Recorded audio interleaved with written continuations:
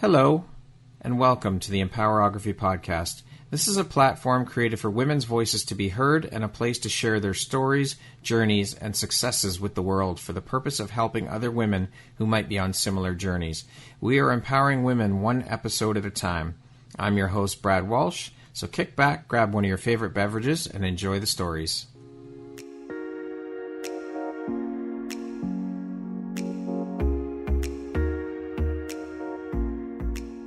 The world needs to hear your message and your story, so don't deny the world of that gift within you that the universe has given you. Someone out there needs to hear your story because it will support them in feeling hope, inspired, and even transformed. Do you want to discover how I help get my clients out of their own way, show up, and confidently share their message? I would love to extend an invitation to you to join me in my free masterclass, Start Your Own Podcast from Idea to Implementation, on Wednesday, April 5th at 1 p.m. Eastern.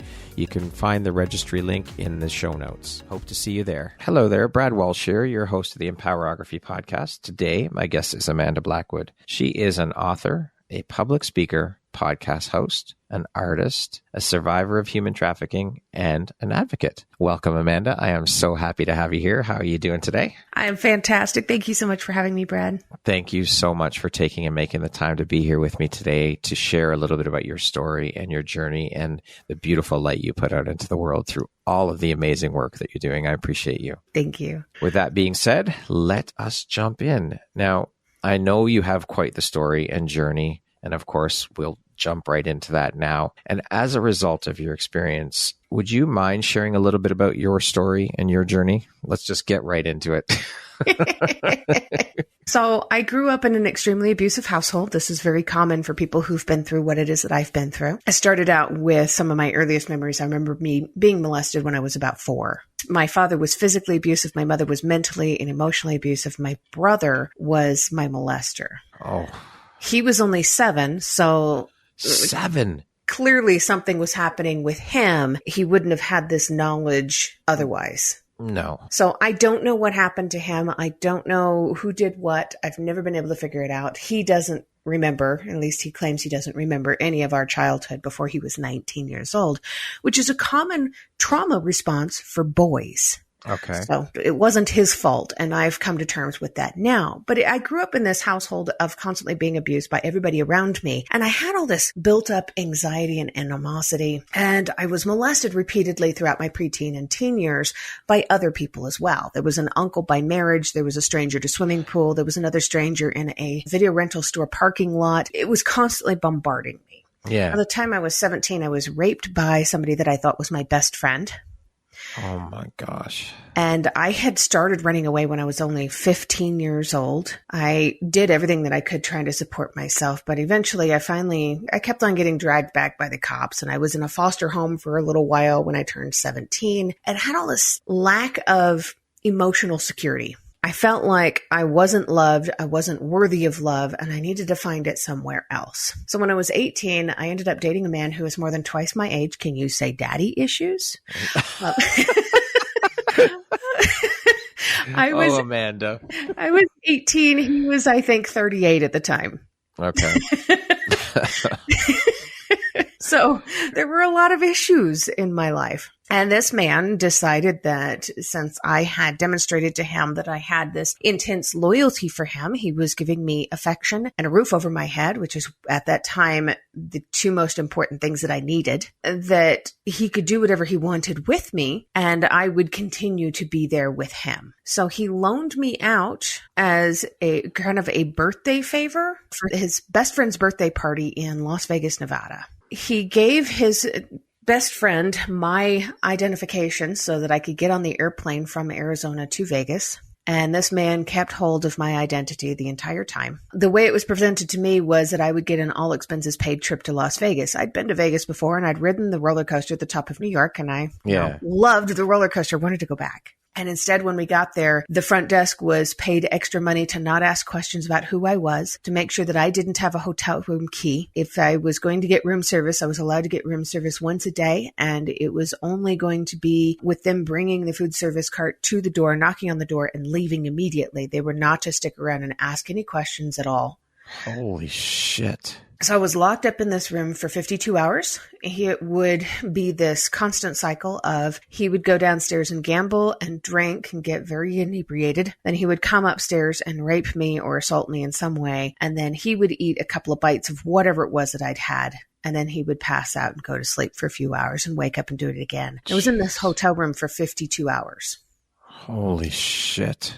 Now, if I'd have left, he had my ID. I had no way of proving who I was. My birth certificate and social security card and all my personal documents were still back in Arizona, where it was that I was living at the time. I didn't have anything of my own. I had no money. I had no friends out there in Las Vegas. And when I left home, on the way to the airport, my father gave me a ride and he told me, your mother and I were talking last night. She said that she gives you 6 months before you come crawling back to us. I said, I give you 3. So I didn't even have them really to be able to call to say, hey, I'm in trouble. I didn't feel like I had anybody in my life. I couldn't go to the police. I had no way of proving what it was that I was accusing people of. And every time that I had run away because of abuse as a kid, I kept on getting dragged back home anyway. So this guy had my ID. And as far as I could tell, he could easily lie to the police and tell them, yeah, she's my daughter. See, I have her ID card. It would be exactly the same thing in my head all over again.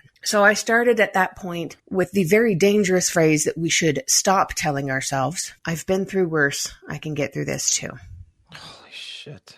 So after the 52 hours ended, I was taken back to where I was living at the time. And supposedly life was going to continue as it always had, but I wasn't willing to wait around for this to happen a second time. So I grabbed what I could carry and I left and I went and found somebody else's couch to sleep on. I had moved around at that point so often in the state of Arizona. It was getting pretty ridiculous. I was basically homeless. My name had not been on a lease anywhere.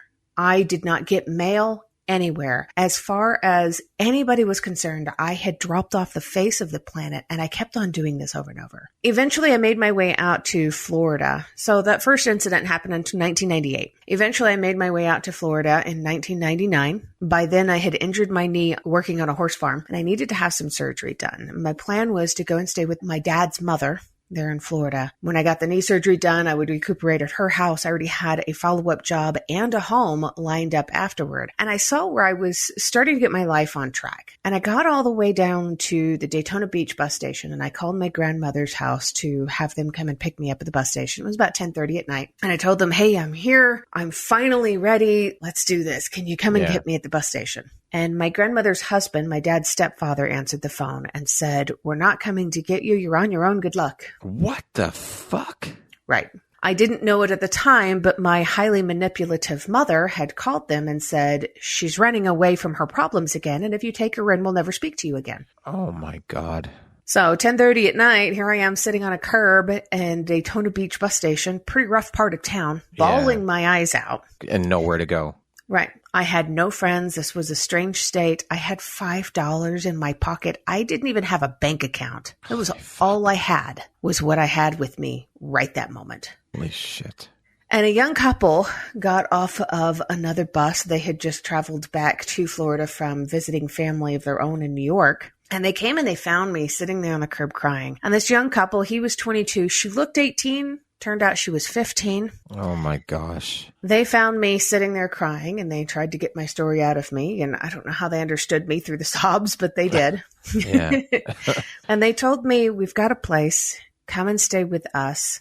I know you don't know us, but it's going to be okay. We can give you a place to stay until you get on your feet. What they really meant was, we'll give you a place to stay until we find the highest bidder. Holy fuck. Were there any, when they were speaking with you, and of course you're in a very emotional state, were there any alarm bells that were going at all when these people just approach you? It's just, okay, these people are nice and they're offering me help. So yes, I'm going to take it. Right. At that point, everybody in my life had been manipulative and abusive. I didn't know how to pick up on the warning signs because to me, this was perfectly normal behavior. So it was all I had ever known. So when they sold me, I was locked up in a small room for 23 and a half hours with no food, no water, no bathroom facilities. The guy that had me, I believe he said his name was Esteban. And I remember him laughing at me when he locked me in the room and saying, go ahead and scream. Nobody can hear you, and leaving. Holy shit. And I remember hearing other voices down this hall. other people that were trapped and wanting out. Back in the 80s and 90s when I was growing up, there was this fantastic show on TV called MacGyver. Yes. I remember MacGyver. Man could fix anything with a paperclip and a rubber band, right? Yeah. He was my hero. I loved MacGyver. I was in love with Richard Dean Anderson as a kid. There wasn't a problem he couldn't fix. And as far as I'm aware, there is never a time in any episode ever where that man was abusive to anybody. He was my hero. That was what I wanted in my life. But I had watched it so religiously that in that moment when I'm locked in this small room, I thought very clearly to myself, what would MacGyver do? Oh, wow. And I've written to Richard Dean Anderson and I told him the story very briefly. And he's never replied, but I have to understand that he does know. Yeah. Yes. And I will mention it as often as I possibly can when I'm talking in interviews because maybe somebody will pass it on to him. There you go. Absolutely. We have to put it out to the universe. Absolutely. I love that. Gotta keep trying. Gotta keep trying. The man saved my life. I MacGyvered my way out of that room. Seriously? I totally did. What did you use? Whatever was at hand.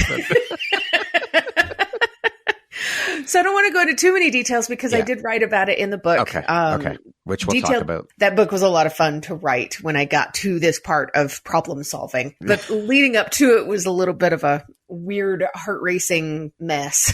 Yeah. But I did manage to get out of that room. When I got out, he was hot on my heels. And the first person that I saw that flagged down was a female police officer. And I ran up to her in her car and I started trying to tell her about what had happened, who I was, what's going on. It's broad daylight. I'm barefoot. My eyes are just burning because I've been locked in this room in the darkness for so long. And she didn't believe me. Holy fuck. I was in one of the worst parts of Daytona Beach at the time. It was well known for prostitution, which in hindsight, this is a major problem that a lot of people didn't want to address. And in certain crime circles, like true crime podcasts and stuff, these people are known as the less alive. The reason they're seen this way is because they're breaking laws, supposedly, and they don't have much of a life anyway. So they're not treated as though they have the same value of life as somebody like a high school student or a soccer mom. Jesus Christ. She was looking at me as though I were one of the less alive. Basically, at that point, I kind of was less alive, but not in the same way. No, of course. And nobody deserves to be treated that way. No. But while she was staring at me like I had sprouted a third or fourth head, this guy had been chasing after me in his car because he knew I was on foot. And she saw him do an illegal U-turn in the street. And when she saw that, she went after him. And left you just standing there. Left me standing there. After what you had explained to her. Right. That she didn't believe. She fucking takes off for a traffic violation. For a traffic violation. Of the man who was chasing you. Right. Holy fuck. And I'm sure she probably figured this is just some domestic violence issue and this is a private matter, but now I can write him a ticket for that. And I left.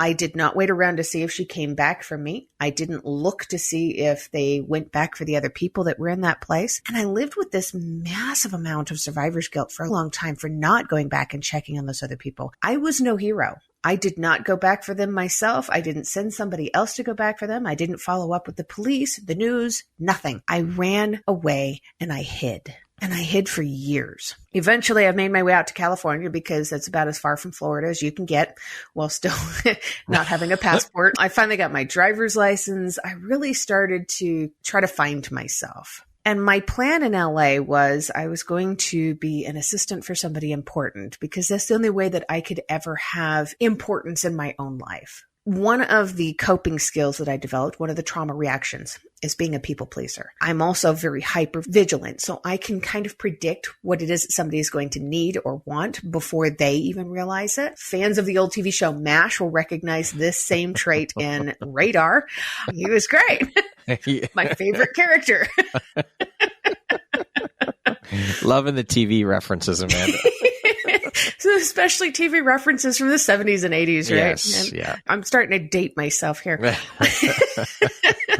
So I get out to LA, and rather than become somebody else's assistant, I ended up acting. I was on Alias and Will and Grace. I modeled for Harley Davidson, a couple blue jeans and cosmetics commercials and advertisements and stuff. I did a lot of really cool stuff. Yeah. But I was still trying to find that acceptance and that love. And I had read somewhere where Rita Hayworth once said, they go to bed with Gilda and they wake up with me. And I started to realize that this is what my life was becoming also. They were going to bed or getting into a relationship with what they saw on the outside. And once they got to know who was on the inside, oh, that's too much for me. They didn't want to have anything to do with me. So I was still very lonely, still looking for constant love and acceptance and relationships wherever I could. And it was around 2004 when internet dating really started to blow up. It really started becoming a big thing. And I met this man online, and he lived a long ways away. So we decided pretty early on, we're not going to have an actual relationship because you've got a life over there, I've got a life over here. But we can get together and chat and hang out and get to know each other and have these great conversations. We started doing Skype, where he would have, I don't remember if it was breakfast or dinner, but I would have the opposite meal, and we would sit and eat together while we were on these video chats. And we had a lot of fun doing this and getting to know each other. I watched his little girl grow up in pictures. And over a period of 7 years, I really did establish myself. I finally got my first car without somebody having to co-sign. I got my first apartment where I had no roommates. My name was the only name on the lease. Finally got your lease. I finally got my lease. I felt like I was making a home for myself. I'd never known what it was like to have a home, so I was finally making it for myself. And I got a job working as a mall cop. And within 5 months, I had busted open a major embezzlement ring. Holy shit. Like something from a movie. Yeah, no kidding. And they promoted me from being the new man on the job to suddenly being the director of public safety and security. And before I left there, I was the public safety director for 6 different properties in LA County. And my boss was a regional director. Holy shit. I worked hard. I established myself. I never went to college. I never got that knee surgery, by the way. And I was really making it in the world. Moving on up. Right. Like Weezy and George. And this was all as somebody who was considered a failure in the family. My brother was a certified genius. I was the dunce. I was expected to fail at everything, and I was really making my way. During this time, were you in contact with your family at all during all of this? A little bit. The last time I saw them was in 2009. I had been in a relationship for a few years with a really great guy, a highway patrol officer. And when that relationship crumbled and ended, I decided to move back to go and stay with my parents for a little while to try to establish some kind of a relationship with them. Okay. I recognized at that point that if all of my relationships were struggling and all circling a drain, basically, that I needed to go back to the root cause of the problem. And I needed to work on that. So I had this goal in mind. I was going to go back and try to work on this relationship with my family. I had already done some really great things with my life. I was director of sales for North and South America for a battery production company right before that. Shit. And when I went back to go and stay with my family, because that job had ended and my relationship had ended, I had nothing keeping me there, basically. So I went back to stay with my family, and my mother was convinced that the only thing that I was really prepared to do and capable of doing was being a waitress. Holy shit. I felt so oppressed, yet all over again. I felt like they were treating me like they did the day I left when I was a 15-year-old runaway. Nothing in their eyes had changed. I was 29 years old, and nothing in their eyes had changed. And had accomplished so much. Right. But they didn't Turned see your it life that way. around. Right. But they didn't see it that way. They saw me still as being the family failure and the black sheep. And I needed to prove myself to them. I needed to demonstrate that I was willing to do what they wanted me to do. And I had very strict rules. At 29 years old, I had a curfew of, I think, 10 p.m. unless I was working. At 29? At 29. And so what is it that they wanted you to do, though, Amanda? They wanted me to work as a waitress and get myself on my feet and get my own place and stay right there in the same state as them. And Holy fuck. wasn't going to happen. Yeah. So through some really weird, random encounter at a Starbucks, Some of the best stories happen this way, by the way. I ran into a guy that I knew when I was a little kid. And this guy had grown up and joined the military. We'd both been living in LA. Neither one of us knew it. We ran into each other in this Starbucks in Ogden, Utah, Riverdale, Utah, of all places, which is a very small suburb way out away from everything. And he's, well, what are you doing out here? And we had this conversation. He's, well, I need a roommate. Come move back to LA and come be with me. And I was, yes, get me out of here. Yeah, I'm there. I went back to LA and I helped this man to rekindle his romance with his soon-to-be ex-wife. They stopped their divorce proceedings and they got back together. And then she decided I was a threat and threw me out. Oh, my God. So again, here Amanda is, nowhere to go. Yeah. Holy shit. So that was when I got the job as mall security and worked my way up. And right.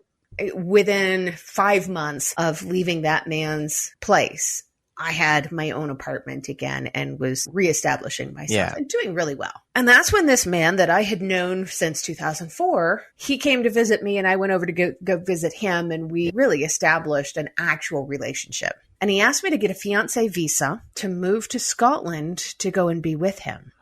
It was the land of kings and castles, and what little girl who grows up watching Disney movies doesn't dream of this exact thing? Exactly. So my plan was to sell the car, give up my apartment, and quit my job, and move to Scotland to go be with this man, because this was my happily ever after that I had been waiting my whole life for. I was 31 years old. So I'd known him for 7 years. It took him 7 years to get me there. It took him 7 days to start trafficking me. Holy fuck.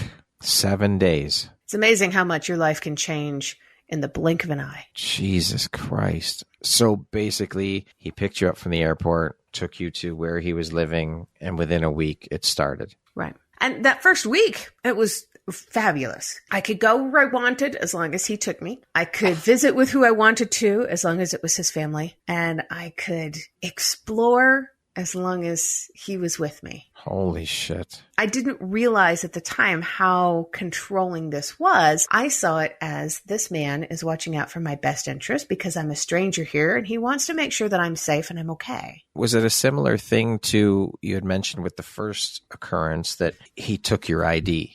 Within 2 hours of me landing, he had my passport, my driver's license, my debit card. And he said that it was all for safekeeping. And I trusted him because he was a police officer. Holy fuck. And you had built a relationship of over 7 years. So why would you think anything other? Right. Exactly. I absolutely trusted this man, obviously, with my life, or I wouldn't have gone in the first place. Exactly. And he's a police officer. Yeah. Holy and shit. I had mentioned that I had previously been in a relationship with a really great guy that was a highway patrol officer. He was fantastic. Things didn't work out with us, and I wish him all the best. But I'd already had this really amazing relationship with a police officer. Yeah. I fully expected that's what this would be also. Of course. He was going to be patient and kind and loving and gentle and thoughtful, and he was none of those things. So the abuse, when it happened, started right away. I got there on January 11th, 2011. While I was there and while all this abuse is happening, I knew pretty quickly, just like the first instance, that I needed to get out of here. He had all of my documentation, so I couldn't do it right away. And eventually one night during the abuse, I fell back on my waitressing skills. And I remembered the importance of making sure that people never see the bottom of their coffee cup. So I did the same with his whiskey cup. I got him very drunk that night. There you go. Towards the end of the night, I told him, hey, if you give me back these things, my passport, my driver's license, my debit card, then tomorrow I can go down to the bank and pull out all of my money and give it to you so that we can spend it. Because otherwise, it's just going to sit there in the bank in the U.S. forever and do nothing. So why don't I go and collect that and then we can spend it? He thought that was a great idea in his very inebriated state. So he gave me back my documentation and I hid it and prayed that he wouldn't remember that he had given it back to me. And the next morning, rather than going to the bank, I jumped on a computer and I started looking up flights. Get me out of here. The very first flight out would have cost $12,000 to go from Scotland to California. There was no way I could afford that. I had a little over $2,000 in my bank. So I had to expand the search out day by day, hour by hour, to see when is the first ticket out that I can afford. The first ticket out that I could afford was going to be 5 days after that day. And when I purchased the flight, I had a total of $11 left to my name. And that's what I was going to be restarting my life with, was $11. $11. But I didn't care. I can stay with a friend. I've couch surfed most of my teen years anyway. I've got this. I can do this. Yeah. Just get me out. But I also had that very dangerous same phrasing in my mind circulating around, just like the first time. I've been through worse. I can get through this too. And I nearly didn't. The abuse got so bad that I ended up with a kidney infection so severe that I was in the hospital when that flight took off, and it was a non-refundable flight. Fuck's sakes. So I lost everything except for the $11, and he found out about the ticket. And that was when the sport torture began. So I was waterboarded just to see what would happen. Holy shit. Sleep deprivation of, I believe, 8.5 days. But at that point, you get really loopy and you start hallucinating. Yeah. So I could be off by a day or so. There was food deprivation. So I was basically starved. He said that he could make more money if I stayed thinner. So he started this really dangerous cycle of food with me. Right. All of this stuff is happening. I was withering away and losing hope and felt like I had lost who I was. I had only just started to figure out who I was. So one day, I was a smoker at the time. I decided that I was going to take my one last cigarette and leave the house. And I got out and I walked down to this old church. It had been built in the 1600s, and there was a headstone in the graveyard that everything but the date 1776 had been weather worn off. And for those who don't know, 1776 is the American independence from England. So I took that as a sign. I'm an American. I'm looking for independence from this guy in the UK. And I sat down next to this headstone and was talking to this headstone for about an hour, having a conversation with somebody that I didn't even know, whose name I could never discover. That was my best friend. That was my only friend that day. I kept on saying and praying to myself, please send somebody to see me. Send somebody to find me and ask me what's wrong. Just send somebody just to see me. And nobody saw me. Well, maybe I'm sitting down too low. I'm sitting down here in the graveyard. Nobody can see me. So I got up and moved to the church, and I tried the doors. There's nobody inside. The door's locked. And I sat down on the steps. And again, I said out loud this time, please send somebody to see me. People were walking down the street and glancing at me, but they weren't really seeing me. And I could tell from the look on their face that they could tell I was upset, but they kept on thinking to themselves, not my problem. Now, that's kind of the mindset that we have these days, is that's not my problem. I don't want to get involved. And people were driving by, people were walking by, and nobody could see me, really see me. And eventually, after about an hour of sitting there on the steps, I got up and wandered to the train station. My plan at the train was I was going to sit down and smoke my one last cigarette and then get up and walk parallel to the tracks until I could hear the train coming. And when I heard the train coming, I was going to commit suicide by train. So I was smoking my cigarette there at the train tracks, getting everything cleared up in my head, reconciling all of these thoughts, making a firm plan of action. Man walked out on a platform, and he had a cigarette also, and he asked me for a light. So I handed him my light, and he thanked me for it. And I told him, as I was handing it to him, you can keep these. I won't need them anymore. And I said it very purposefully. And the reason I did this was because, not because I wanted him to understand that I'm a foreigner because I had the accent, but because I wanted him to ask me why. And he didn't ask. And I knew I couldn't make this total stranger care. He was going to be another one who was thinking to himself, it's not my problem. I'm not going to get involved. Yeah. He handed them back to me after he got done lighting his cigarette. And he said, I won't need them either. And that was it. That was the whole conversation. Holy shit. And I sat down and I went back to smoking my cigarette. And a little guy, probably about 4 years old, walked out and took this man's hand. And as he was holding onto his daddy's hand, he looked at me. And he looked at me with eyes that did not belong to a 4-year-old child. He saw me, and it scared the daylights out of me because when he saw me, he looked at me like he knew me, and I didn't even know myself anymore. And that's a scary moment when somebody looks at you like they know you. And you know that they know you. They know your pain. And I knew in that moment that I could not do to this 4-year-old what had been done to me when I was a 4-year-old. I could not take away his innocence. I could not commit suicide by train. I could not have this train pull into that station like that. And I got up and I started running back to my prison, back to this man's house. And it took me a little while to realize that I was running back there instead of toward the train. And I got back, and on the way, written in my head a poem. And in the poem, I had started this breadcrumb trail of, I know how I can do this. I know how to get out. I can do this. I can do this. I can do this. Got all the way back, and I decided, this is it. This is my last effort. This is all I've got left in me. And I started working over the next 2 months on convincing this man that I was madly in love with him. I would do anything for him. And Stockholm Syndrome, what we now call trauma bonding, had completely taken hold of me. In June, I sat down with him and told him my fiance visa was supposed to be the 6-month visa for us to get married. We didn't get married. So if I overstay my visa, I could get kicked out of the UK forever, according to UK law, and never allowed back. You could lose your job as a police officer. And we wouldn't want that to happen, would we? But if you send me back to California, I can find friends to stay with, and I can stay there for 6 months, and then I can come back, and I can come back in time for Christmas if we do this quickly enough. He bought me, within the next 2 hours, a round-trip flight. Holy shit. I left there on June 19th, 2011. I had been there for 152 days. Landed back in LA and did my best to disappear. And so right back to where you started again. Right. Nothing, no ID, not like just disappear. Well, I had to have my ID to be able to get on the plane. Of course. But yeah, I had no job, had no home, no apartment lease, no car.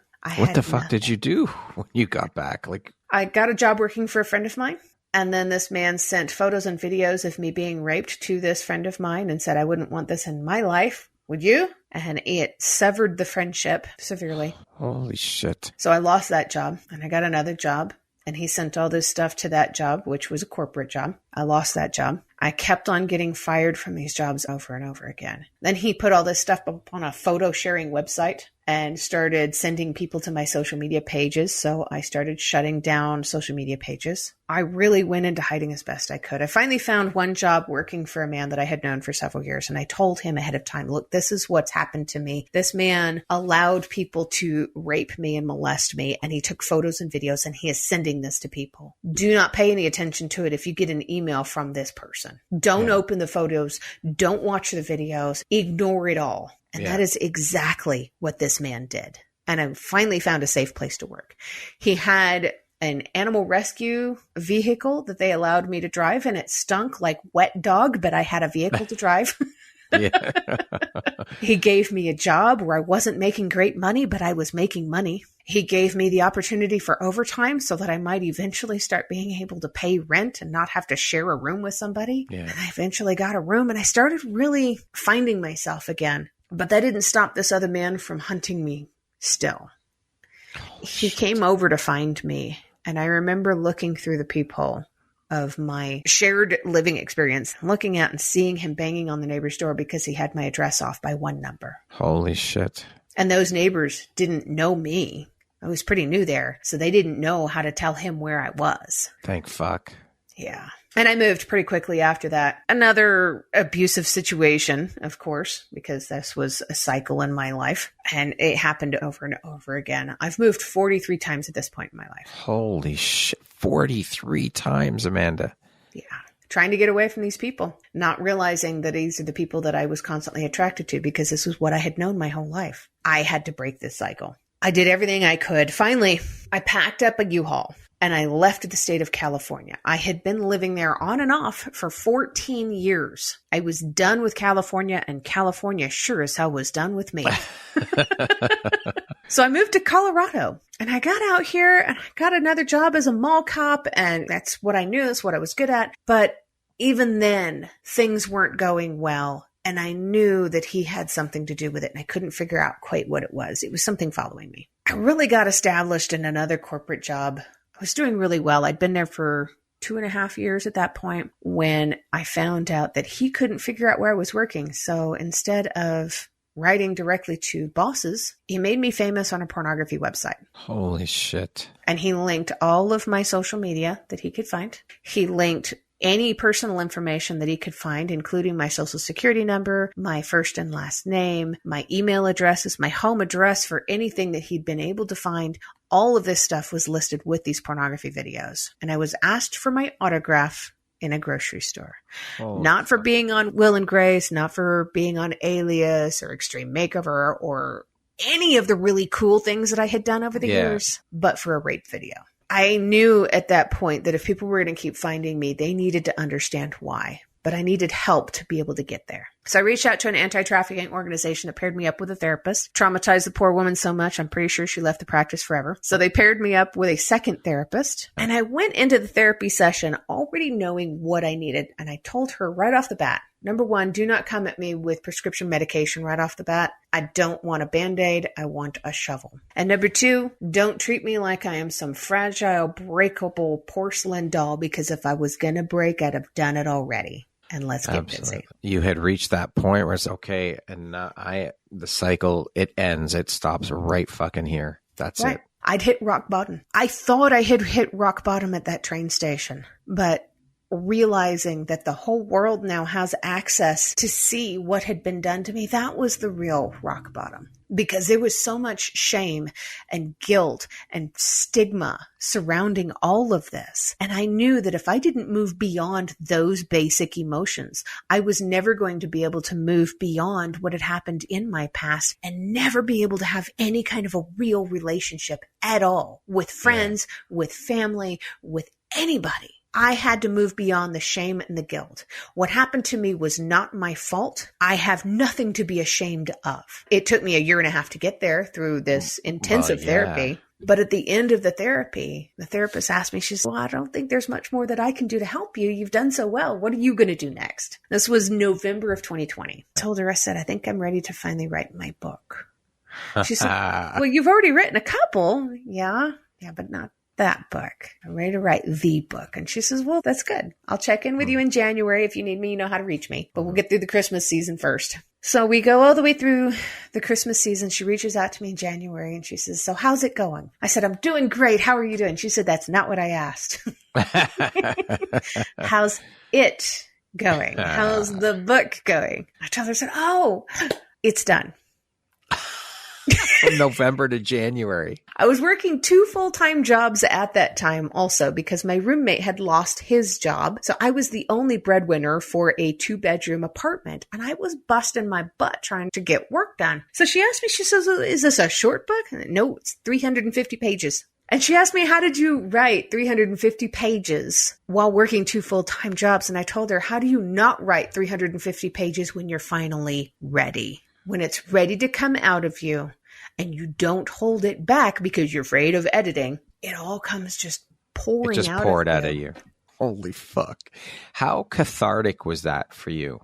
That process of writing? Like, how did that feel during the process? Were there times where you had to kind of step away because it was too much, or it just kept coming, and then it's like this whole sigh of fucking relief? It's all out of me now. It was all of that. And it was this bizarre feeling of, I have short chapters in this book and they're short for a reason because I had to walk away. But every time I got this section done, every single time I told a story, this story now had a physical body that was separate from mine. And I could set it down and walk away from it. It was intensely relieving to just walk away. It was like taking a teacup and filling it up with toxic poison and setting it down on the counter and saying, this isn't a part of me anymore. It's like spitting on a sidewalk. Yeah, getting it out, just getting it out. Just get it out and walk away from it. And it's okay. It's not that's not going to be a part of your life anymore, because it absolutely will. Trauma changes who we are. It alters our brains. It is a brain injury.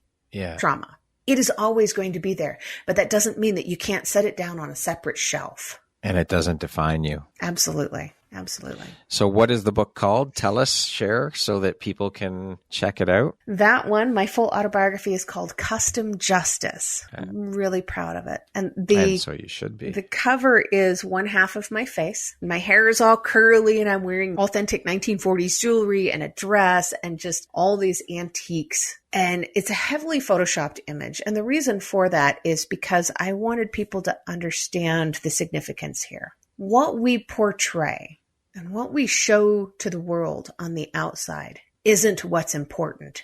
It's what is between the covers. What's on the inside of that book is who I really am. not what you see on the outside. That's fucking powerful. I love that, Amanda. I will definitely put the link for people to purchase the book in the show notes when your episode's released. There's so many directions we could go here. First of all, I have to say thank you so very much for your vulnerability and for sharing your experiences. I appreciate you allowing me into that space to be part of that. I am honored that you shared that with me. So thank you for that. First and foremost. Thank you for allowing voices to be heard. It's important. We have to shine a light on this. This is a horrific thing, horrific crime that so many people are affected by. Not just women, there's boys too, and so many people. And if we can start having the conversation, you and I talked about this before we jumped on, that's part of the way that we're going to shine a light on this is through conversations, through having people like yourself, through having survivors share their stories for others to hear so that they know that they're not alone and that they can talk about it and that there are places for them to get help. It's so important. As you said, we were talking about before we jumped on about, I said, it's like pushing a boulder uphill. I said to you, how do we start to work through this and shine a light on it and start to make a dent in this? And what did you say to me? We need more people pushing that same boulder. Yes, exactly. So reducing the demand of trafficking is a critical aspect of combating this crime. In your opinion, what steps should individuals, communities, and governments take to address the root causes and create sustainable change in the fight against this horrific crime? There's so many places to start. One of them is by understanding what human trafficking actually is. We see it on TV, we see it in the movies, we see it on the news, and it is not what it is portrayed as in the media. As you and I talked about with The Sound of Freedom. Right, exactly. There's very little reality there at all. Yes. It's like watching reality TV. That's how much reality is. But this movie is being touted as this incredible piece of work that is shining a light on this horrific thing that's going on in our world. Well, we also have to recognize that Tim Ballard was a Navy SEAL and did not earn enough money to purchase his $6.5 million mansion in San Diego with what the government was paying. We also have to recognize that he has since left Operation Underground Railroad. We don't know what circumstances there are in that split. We also have to recognize that Operation Underground Railroad has repeatedly posted on their social medias since then that this movie does not portray any kind of reality. Wow. They are openly speaking out now. We also have to recognize that this film was owned by Disney for a little while first. And we have to recognize that the movie is not about human trafficking. The movie is about Tim Ballard making his voice be heard over the voices of the survivors of trafficking. Going down a deep rabbit hole here.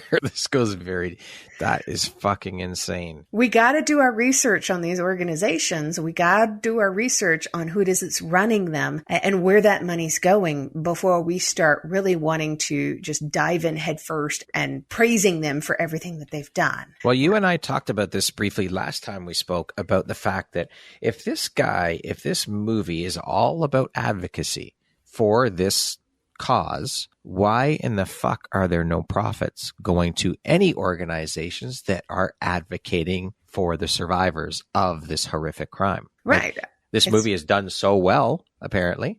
It's made millions. So why? How many lives are changed by it? Tim Ballard's.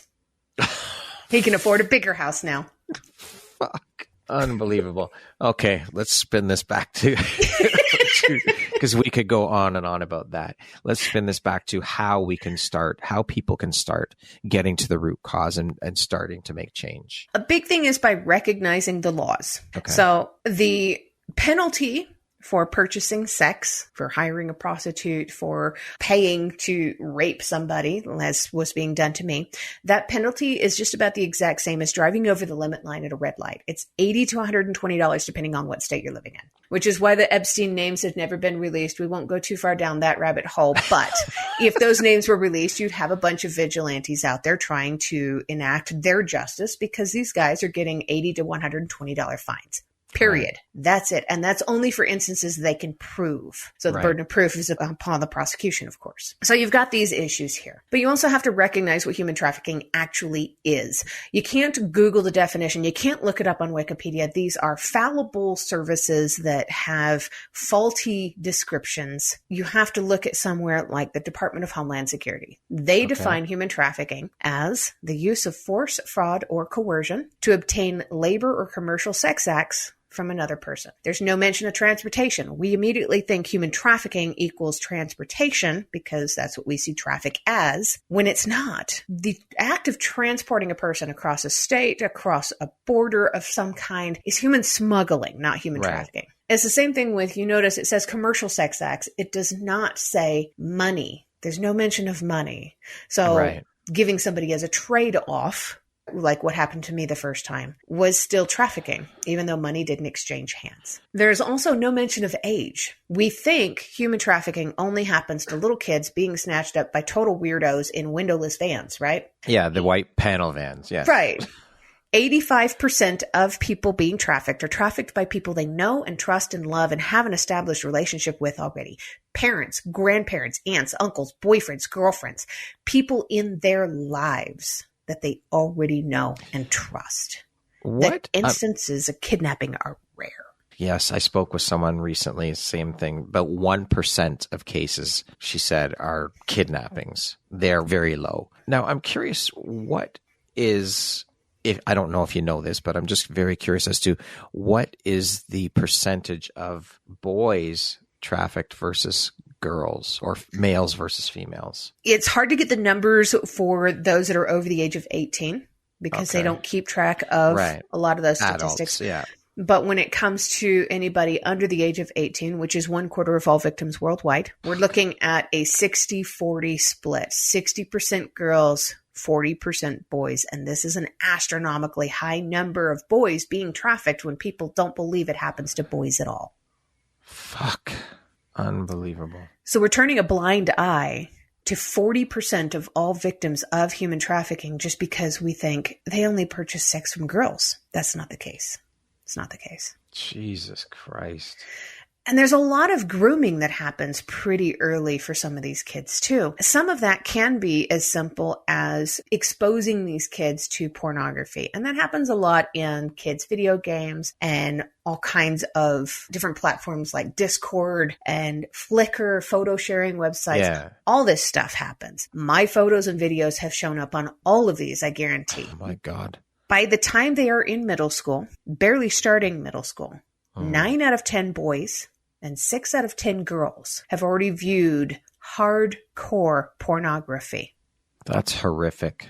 They're being exposed to this, and they're being made to believe that this is normal and healthy. Unbelievable. So this is another way that we really need to get involved. It's important to have this open dialogue of conversation with kids to make sure that you know what's going on in your kid's life. And a really great way of doing that is setting aside some time every single day to spend with your child, whether you're going outside and throwing a ball around, or you're playing video games with them, or teaching them how to play an old-fashioned board game. Sitting there down, we go. Right. Doing things with your kid. They're going to start to recognize that they have this space with you, that you want to be involved in their life, that you're not going to be a distant parent setting the kid in front of a TV or a smart device and saying, okay, have fun. See you I'll later. be a parent when you need me. Yeah, there's your babysitter, right? Right. You need to actually spend time with your kids to be able to have that conversational dialogue with them. So the porn industry is a huge problem here. Prostitution is a huge problem here. These things, instead of making the prostitutes out to be the bad people here, why the fuck are we not going after the Johns? This is insane. Well, the Johns are the guys that are just getting the $80 to $120 fine. Until these laws change, that is not going to change. But it's not even the Johns that are necessarily the worst of the worst. It's definitely the traffickers. These are the people that are manipulating and forcing people to do things against their will. The use of force, fraud, or coercion. And this is a major problem. But another thing that people don't really recognize is that 85% of all modern pornography is created using victims of human trafficking, just like me. Fuck. So how do we start to change the laws? What do we have to do? And this responsibility is not solely with the survivors. This is with all of us. We need to all step in and do our part here because this affects everybody. Right. You can't be that person that walks past the church and sees somebody crying on the steps and say, it's not my problem. Yeah. Because you know what? It is your problem. Because your kid could be part of that one day. Right. Heaven forbid. And if it's not happening to your kid, it's happening to one of your kid's friends. Yeah, someone you know. And you don't even know it. Whenever I do public speaking, I love to sit down in the audience, mark a chair out pretty early, and sit down actually among the people and have all the chairs around me fill in. When they call me up on stage and say that they've got a survivor of human trafficking is going to be getting up to speak, I stand up in the middle of the audience. I can feel the people around me. Yeah. I can feel them go, oh my gosh, I was sitting next to a survivor and I never knew it. Another thing that I love to do when I'm up there is to remind people that I'm not alone. There's somebody else out in the audience that's also a survivor of trafficking. Every single time I say that, somebody comes up to me and afterwards and says, I didn't know that what I went through was called trafficking. Wow. This is the way to get involved, is to recognize that it's right next to you. It is a part of your life, whether you like it or not. And it's not going to change unless you put your hands on that boulder and you start pushing it up the hill too. Help that person beside you push that boulder. That's what we need to do. And it's platforms like podcasts, books. Let's give a bigger voice to the survivors. Right. To share their stories. Yeah. And we need to start looking at these laws more. We need to start rewording them and petitioning government to change these laws. We need to have harsher punishments for the traffickers. We need to go after them more. There's such a small percentage of traffickers that are actually being prosecuted, and an even smaller percentage of those that actually face the music for the crimes that they've done. So it needs to start with the laws. We have to start there. Right. And it almost seems an insurmountable challenge, because it's just become so fucking huge. And I mean, you and I spoke about this before we got on here. I think there's different groups of people who, like you just said, about not even knowing that it's going on. It's in your neighborhood. Let's start there. It does go on. It goes on everywhere. Your neighborhood or your city you live in is not exempt from that, right? So it goes back to raising the awareness. So there's those people. Then there's the people who just have their heads in the sand and don't want to know, because if they do see and realize, oh, wait a minute, this is going on, that shatters their entire fucking belief system and their world. Yeah. Recently, they arrested a man under suspicion of the Gilgo Beach murders. Okay. His wife has recently come out and started talking about how she'd been married to him for over 20 years, and she never knew that she was married to a serial killer. You never know who that person is, to be perfectly honest, and it can be really scary. But if you have any kind of suspicion at all that the person that you know that is your next door neighbor or your husband, and you think that there might be a possibility that they're involved with something, you have to do your part. And you have to recognize also that we're not expecting you to change the whole world, because that would be impossible for one person. We are not all Steve Jobs or Martin Luther King, but you can change the whole world for one person. A 4-year-old changed my entire life by not saying a single word, but by seeing me. And if you can have that same impact on another human being, wouldn't you want to know that you've at least tried? A chance encounter with a 4-year-old. And that changed the trajectory of your entire life. Yeah. How fucking powerful is that? Yeah. Many survivors face numerous systemic and legal barriers in their path to justice and rebuilding their lives. Yeah. What systemic changes do you believe are necessary to support survivors in accessing resources, obtaining justice, and, of course, reintegrating back into society successfully? Reintegrating looks different for every single person. This is something that I have learned can have drastic differences for other people. I've known a survivor who never knew what her real name was. Holy shit. She had to completely establish one for herself. She had to pick her own name. She had to pick her own birth date because she didn't know when her birthday was. This reintegration is so completely different. One of the things that we desperately need is more legal firms that are willing to work with survivors of trafficking. Pro bono legal services usually work through an organization called Alight that pairs survivors with these legal services. Okay. They paired me with a law firm in New York City that was working very hard and diligently on taking down all these different pornography pages with these photos and videos of me. We need a lot more of that. So if there's legal organizations that want to get involved, this is a really great way of doing it. If you know somebody that might be interested in it, hey, this is a tax write-off. Yeah. Use it. Yeah. Do some good in the world. This is a really great way of getting people to understand that there are legal services out there that they can trust to be able to start to reestablish themselves. We've got some anti-trafficking organizations that the survivors can also pair with that help them and walk them through this whole process. But not knowing what those resources are is the same thing as not having resources. Yeah. We live in the age of the internet. In 1998, 1999, when the first two instances happened for me, this was not something that was talked about. Internet was not all that common. And in 2011, when I was 31 years old and got out for the last time, human trafficking was not something that was talked about. These are all things that are buzzwords these days. So there's a lot more information about it that is available. Look it up and find it. And if you're not sure what resources are available, reach out to the National Human Trafficking Hotline and they can find out for you. What about survivors groups, like Facebook groups and things like that? I mean, social media is another huge platform.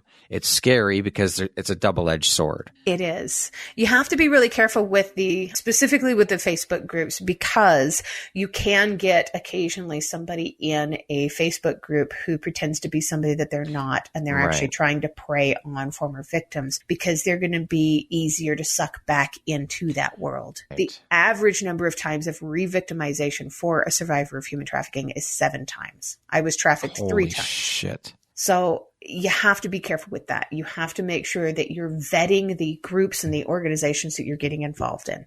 There's usually survivor groups that are survivor-led in just about every state in the U.S. If you get connected to one of them, you're going to have an astronomically different experience. Another thing you have to watch out for. And your network will expand for that too, because they will all obviously know of other places for refuge and help. Absolutely. And another thing you have to be careful for with online groups is that you might have different stages of recovery in this group. Right.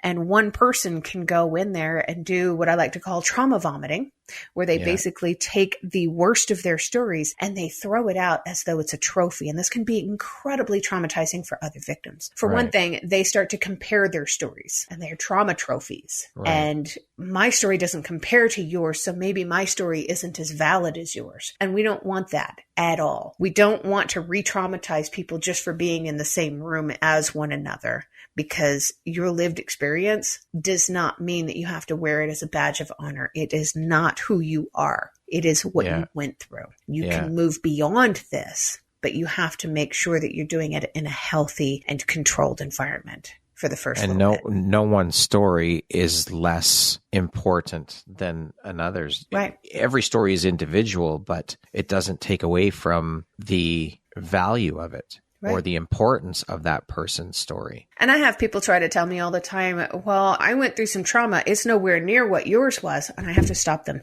every time. When we go through trauma, it creates new neurosynapses in our brain, and it changes who we are. It changes how we react to things. It creates a brain injury that is not really reversible. My trauma and your trauma are not to be compared on any level, because it changed who you are, period. You are now a different person, and you have to grieve for the person that you were going to be, because that person no longer exists. Therefore, your trauma is every bit as bad as mine. Thank you for clarifying that. That is a very important point to demonstrate. Absolutely. Through your advocacy work, Amanda, you've become a voice for survivors, raised awareness around this issue. What advice would you give to individuals who want to become allies in the fight against sex trafficking and support survivors in meaningful ways? Recognize what human trafficking is. Spread the word about what human trafficking is. And whether you're willing to tell your story or not, you don't have to do what I'm doing to be an advocate or to learn how to fight back against what has happened to you. You can do this in so many different ways. If you really want to get involved, reach out to some local anti-trafficking organizations in the area. And if you're hesitant to offer them money, because I know I certainly am, one of the greatest things that you can start with is offering them your time. Ask them, what do you physically need? Do you need toothbrushes? Do you need toothpaste? Do you need socks, clothes, shoes? What do you need? Because if they don't need the physical items, they probably don't need your money either. Makes sense. Do you think part of the fight to prevent sex trafficking, our society needs to address the underlying issues? We've already talked about pornography and prostitution, but the issues that make individuals vulnerable to exploitation. Like, what do you think needs to be done to address poverty, homelessness, these types of things? These would be part of that, I would think, as well. They definitely can be. But one of the big things that we need to recognize is that here in the U.S., the majority of trafficking that happens in upper middle class families. As you said, it's usually a lot of people you know, right? Right. So it doesn't have to be within families of poverty. In fact, I have recognized now with what it is that I'm doing that families who live in poverty here in the U.S. especially are more likely to have that open communication with their kids because they can't afford smartphones. They're on a limited budget. They're spending more time together. They have limited space to be able to have any kind of privacy. The trafficking happens less in poverty-stricken homes than it does in upper middle class. Fucking crazy. Yeah. Sorry, you were going to say something there. My apologies. I didn't mean to cut you off.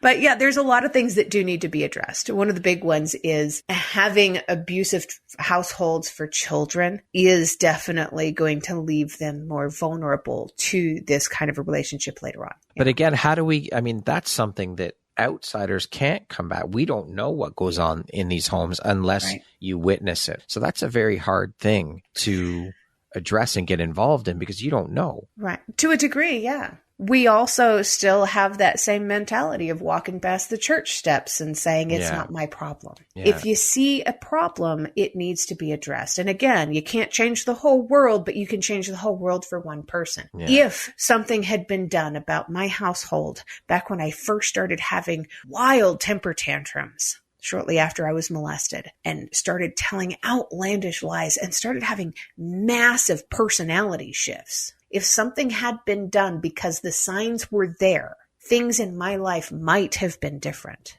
And this is so true of so many kids everywhere. They're in these households where they're constantly facing a bombardment of abuse in some way, if not multiple ways. And the longer they stay in these environments, the longer they stay in a household where daddy hits mommy, the longer they think that this is normal and this is what they're going to seek out because this is what they're familiar with. They learn early. I learned early that those people who say they love you are going to hurt you. And if they don't hurt you, that means they don't love you. And they need to stop that cycle. Well, also, when the kids start acting out, the parents' first thing is, let's take them to the doctor. And what does the doctor do? Meds. Here you go. Let's get these kids on medication because that'll fix everything. Yeah, I learned a few months ago now that the majority of kids in the 1980s that were diagnosed with ADHD had been sexually or physically abused, and they were treating the symptoms. And this was the case with my household also. When I was 4, after I had been molested, I started going through this personality shift as a kid that was acting out because there was something wrong. My brother was also acting out. So my mother took both of us into the doctor. Remember I said my brother was 7. Yep. Something had happened to him. I don't know what it was. She took us into the doctors, and the doctor said, your son has ADHD, so we're going to give him some Ritalin. But your daughter, we think she's still pretty normal. She's just acting out a little bit. I had just started. So my mother didn't believe them. So she started breaking my brother's Ritalin in half and giving me a half dose illegally. Playing doctor. When I was 4. So about a year later, she took me off of the Ritalin for a couple of days. This is how manipulative my mother was. She was manipulating the doctors and the outcome of these tests. She took me off of the Ritalin for a couple of days and took me back into the doctor to have me retested. And of course, as a 5-year-old now going through a drug withdrawal, I was pinging off the walls and they said, yep, she's got it too. And they gave me my very own prescription. And I stayed on it until I was 15 and started running away from home and didn't take it with me. So yeah, this is absolutely what people do. When your kids are acting out and they're getting diagnosed with ADD or ADHD, it might not be these things. It could be that your kid has gone through something and they're acting out because they don't know how to tell you any other way that there's something wrong. You're treating the symptoms. Deep. Holy fuck. This is crazy. Yeah. And we're just scratching the surface. Exactly. There's so many different pieces coming in here that are symptoms of all of it. Right. This is the stuff that we need to be watching for. We ask, how can we get involved? How can we spot the signs? These are the signs. Yeah. We've had them in front of us all along, and we've been made to believe that these are normal things and just a personality disorder that you can treat with medication. It's not. This is a symptom. This is a sign of something bad going on. For others who may be currently experiencing sexual exploitation or trafficking or things like that, what message of hope or encouragement do you have or would you like to share? We have grown up constantly hearing the phrase, what doesn't kill you makes you stronger. And it's a lie. It is absolutely a lie. Friedrich Nietzsche coined this phrase in the 1800s, shortly before he died in an insane asylum. It's okay to let this one go. The truth is, our abusers and our past and our pains do not deserve the credit for making us stronger. We've always had that strength within us. We've got it in us right now. We need to stop reaching for the Band-Aids and start reaching for the shovels. We've got to dig deeper. We've got to get to the root of the problem. We've got to find that strength. We've got it in us. Find the resources that are available to you. And asking for help is not a weakness. It is a strength. Be strong enough to ask for the help that you need and get it right away. Wow. Now we've talked about your book. Let's talk about your podcast, because you also have a podcast. Please, I know you have 2 podcasts actually. So why don't you talk a little, three podcasts. Okay. So why don't you tell us a little bit about the podcasts? So my primary podcast is called The Survivors by Amanda Blackwwod, where I interview other authors who have written about overcoming their own traumas. So I talk to these people so they can talk a little bit about what it is that they've had to experience, how they overcame it, what writing meant to them, and who they are today. And this is so I can hopefully provide help and support and hope to the people out there who are going through stuff right now and think that they are completely alone in the world and nobody else has ever experienced anything similar. There are so many stories of survival and hope, and it's a beautiful thing. Now, is this, sorry to interrupt, Amanda, is this focused on trafficking survivors or is it just trauma survivors in general? Trauma survivors in general. Okay. I wanted at one point to have this focus on nothing but human trafficking, but I realized that there were so many other voices out there, not just trafficking survivors, who needed to have their voices heard. They were having the same struggle that I was having when I first started doing all this. Yeah. They weren't being heard. Nobody was listening to them, and people need to hear these stories every bit as much. Absolutely. Okay. Sorry. Continue on. My apologies. No, you're good. So the second podcast is called Growth from Darkness, and I co-host this with a dear friend of mine from Australia. So we get together and have a new episode every 2 weeks. We are syndicated on radio in Australia, so that's pretty exciting for us. Yeah. But we talk about the different trauma reactions, what the long-term consequences are of not dealing with them, and then how to fight back against them to retrain our brains so that we can start having healthier relationships with less trauma reactions. Beautiful. The third podcast is kind of a sleeper. It's usually 5-minute episodes, and it's all about different phobias. I started this one because I had a couple of my own phobias that I was trying to learn something about. What is this phobia? What is this called? Where does it come from? How do I fight back against this like I do trauma reactions? And I learned that there are literally thousands of phobias. So it's like, yeah, anybody could do a podcast on this. Yeah. Why not me?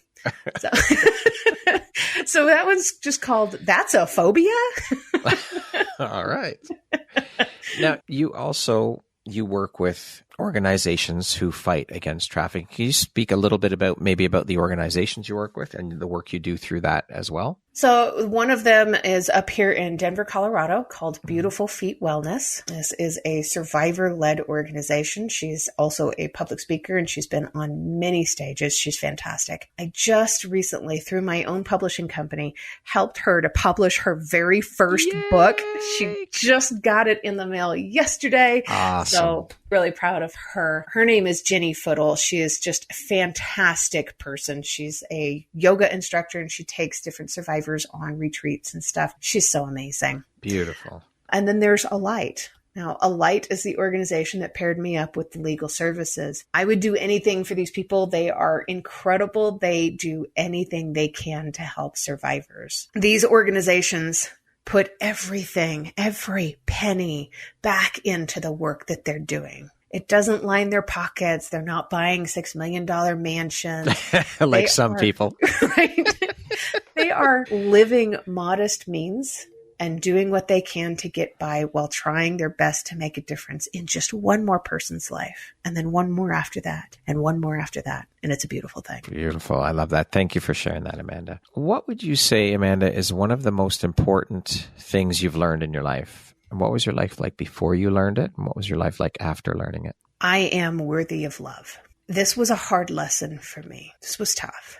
I spent the first 38, 39 years of my life feeling like I was broken. I was a thing to be used. Nothing in my life was ever going to get better. And when I finally figured out my name literally means in Greek, worthy of love. When I finally figured this out, it was through the process of writing my book and learning that the things that happened to me don't define me. The things that happened to me are not my fault. And the month after my autobiography was published, which was June 19th of 2021, in July, is when I met my husband. Incredible. I love it. That is beautiful. Who in your life, Amanda, has had the biggest impact on you and why? I don't want to get too religious, so I'm just going to say God, first and foremost. But other than that, I would say in person, my husband, in form of like movies and actresses and actors and all that stuff, Barbara Stanwyck.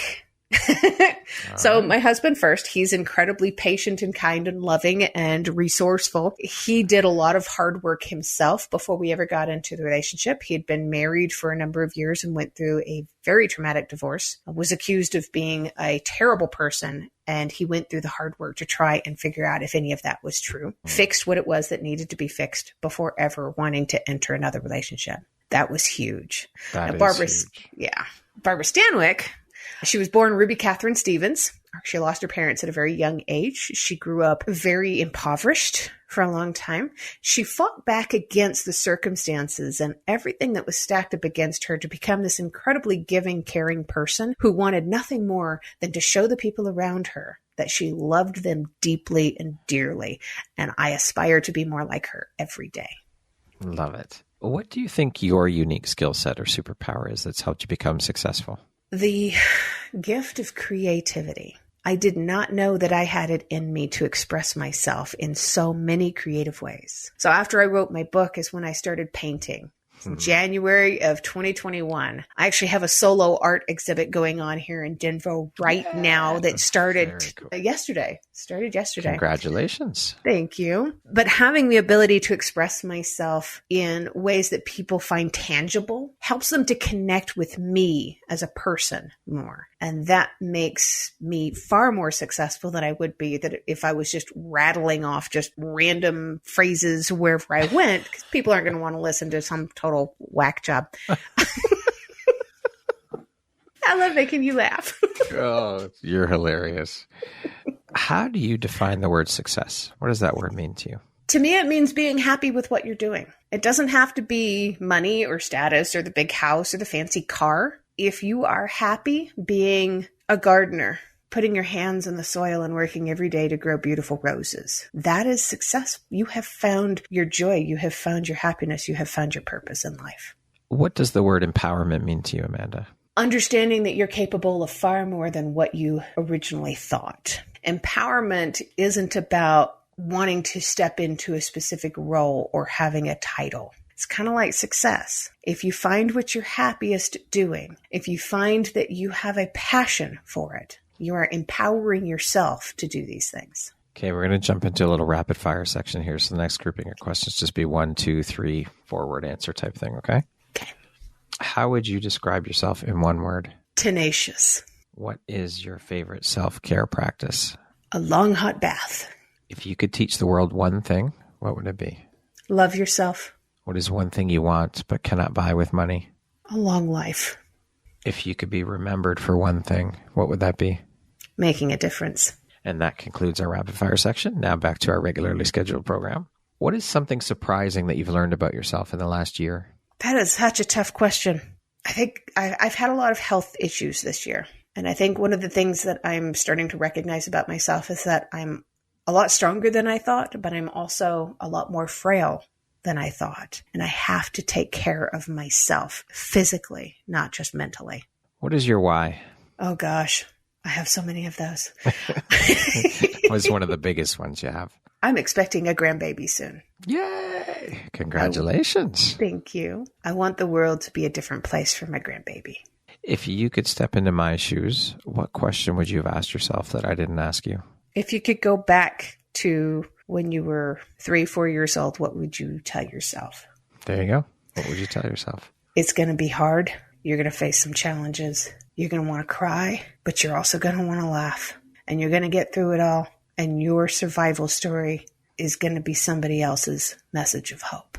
And it is. And you have. Look at you. You are resilient, strong, courageous, all of these things, Amanda. You should be very proud of yourself and where you've come from and what you've managed to do, how you've pulled yourself out and up to where you are. There's days it felt impossible. I'm sure it did. I have no doubt. But you're here and you're talking about it and you're helping others who are going through or have been where you were. That's powerful. I hope so. If you had the opportunity to sit down and have a 1-hour conversation with one woman, any woman in the world, who would it be and why? Barbara Stanwyck. I knew it. I knew that was coming. So she passed away a number of years ago now, but oh my gosh, what an incredible person she was. I'd love to ask her questions about her life and what she was feeling during certain things, because anybody can write a biography on the woman. Only she can tell you the true story. Lastly, Amanda, if you were to deliver your last 30-second speech to the world, your tribe, your corner of the world, your people, what would that last 30 seconds sound like? What words of wisdom would you impart? Life is never going to be what it is that we want it to be. It's always going to be a challenge, but that's what makes life worth living. We have these set of circumstances set out in front of us, and we can either bend and break because of them, or we can bend and grow in spite of them. You can choose to do the easy things your whole life and have a hard life, or you can choose to do the hard things your whole life and have an easy life. You have to choose which hard you're going to take. That is your path to choose. Nobody can do it for you, but I hope you choose wisely. Beautiful. Amanda, once again, thank you so much, first of all, for allowing me into this space to share in your journey and your story. It is incredibly powerful. Like I said, you are incredibly resilient and inspirational and courageous. I appreciate the time that you took to invite me into this space to be with you, to share in that. I am so very honored. So thank you for that. And for sharing, of course, with the audience who's listening, your story, your insights, your wisdom. It will definitely help somebody. So thank you for that. I appreciate you. And I am just so grateful to be connected to you and to have you as a member of the Empowerography community. And thank you for taking the time to be here and share your story and your journey. Thank you so much, Brad. And thank you for all of your hard work and what you're doing to make so many voices be heard. It is my pleasure and my honor. Like you said, when you find that thing, that's success. And this is it for me. This is my purpose. So I'm honored. I'm honored with every conversation I get to have. So thank you very much for allowing me again into your space. I appreciate you. Thank you. Once again, my name is Brad Walsh, host of your Empowerography Podcast. Today, my guest has been Amanda Blackwwod. She is an author, a public speaker, a podcast host, an artist, a survivor of trafficking, and an advocate. Thank you so much, Amanda. I appreciate you. Have a wonderful rest of your day. Thanks, you too. Thank you very much for listening to this podcast. If you haven't yet, please be sure to subscribe, rate, review, and share with all your friends. You can find me at viseuphoria.ca and follow me on Instagram at Empowerography Podcast and on Facebook at Empowerography. Please join me next time for another inspirational story from yet another amazing woman.